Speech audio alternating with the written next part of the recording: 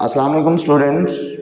आज का टॉपिक्स जो है वो हमारे कंट्रोल स्ट्रक्चर से है। लास्ट टाइम हमने डिस्कस किया था कंट्रोल स्ट्रक्चर्स में सीक्वेंस और सिलेक्शंस को।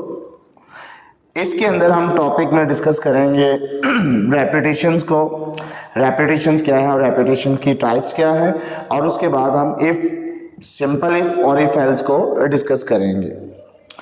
तो स्टूडेंट, जब हम रेपिटेशंस को डिस्कस करते हैं तो रेपिटेशन से मुराद यही होता है कि एक कंट्रोल स्टेटमेंट है हमारे पास या एक कंट्रोल स्ट्रक्चर है हमारे पास, और इसमें एक स्पेसिफिक स्टेटमेंट है, और उस स्पेसिफिक स्टेटमेंट को हम with given number of time तक एग्जीक्यूट करवाना चाहते हैं। Again, I repeat my statement.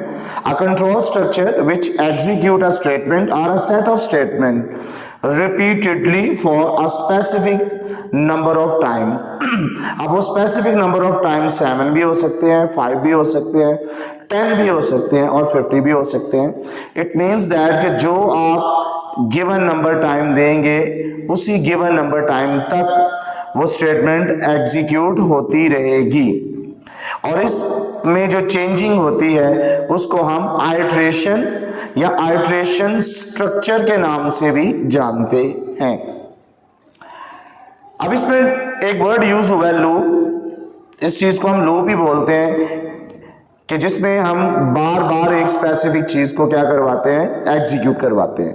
और 3 टाइप्स हैं इसमें, वाइल लूप है, डू वाइल लूप है और फॉर लूप है, जिसको हम चैप्टर नंबर 12 के अंदर जाकर डिस्कस करेंगे।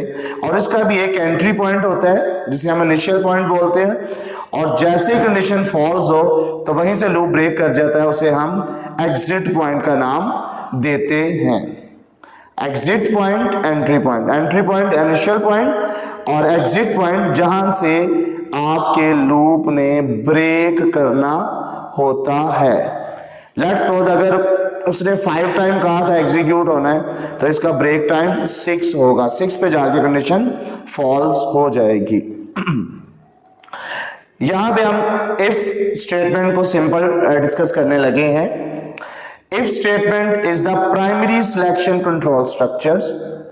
इफ के जरिए हम कंडीशंस को कंट्रोल करते हैं, और जो गिवन स्टेटमेंट होती है उनकी सिलेक्शन भी आपकी इफ स्टेटमेंट यानी गिवन कंडीशंस के मुताबिक होनी होती है। सेकंड स्टूडेंट्स, जो इफ है, इफ हमारे पास एक रिजर्व वर्ड का काम करता है। रिजर्व वर्ड आपको पता है 32 है और इसको हम चेंज नहीं कर सकते। हर रिजर्व वर्ड की वर्किंग प्री डिफाइन है, और प्री डिफाइन वर्किंग को हम चेंज नहीं कर सकते, जस्ट डिक्लेयर करके उसे वर्किंग परफॉर्म करवा सकते हैं। इसमें अगर हम इफ की एक एग्जाम्पल में देखें रिलेशनल एक्सप्रेशंस में, तो हमने लिखा हुआ है marks greater than equal to 40। अगर तो marks greater than equal to 40 हुए तो आपकी स्टेटमेंट एग्जीक्यूट हो जाएगी इफ के जरिए, और इफ में कोई अल्टरनेटिव नहीं होता। और अगर कंडीशन फॉल्स हो गई तो it means that no output, कोई आउटपुट नहीं आएगी। तो स्टूडेंट्स, इसका सिंटैक्स है, यहाँ पे सिंटैक्स मेंशन है, जिसमें हम सबसे पहले इफ कंडीशन देते हैं, जिस तरह ये लिखा हुआ है, if marks greater than is equal to 40। फिर हम उसकी स्टेटमेंट ऐड करते हैं। कंपाउंड स्टेटमेंट से मुराद है एक से ज्यादा भी स्टेटमेंट हो सकती हैं। तो compound statement, right a group of statements block bye with in given delimiter. Delimiter students आपको पता है, कर्लिंग ब्रेसेस को हम डेलीमीटर्स का नाम देते हैं। जब ब्लॉक का बोलते हैं तो इट मीन्स दैट आपकी कंडीशन 2 या एक से ज्यादा ब्लॉक्स को डील कर रही होती है।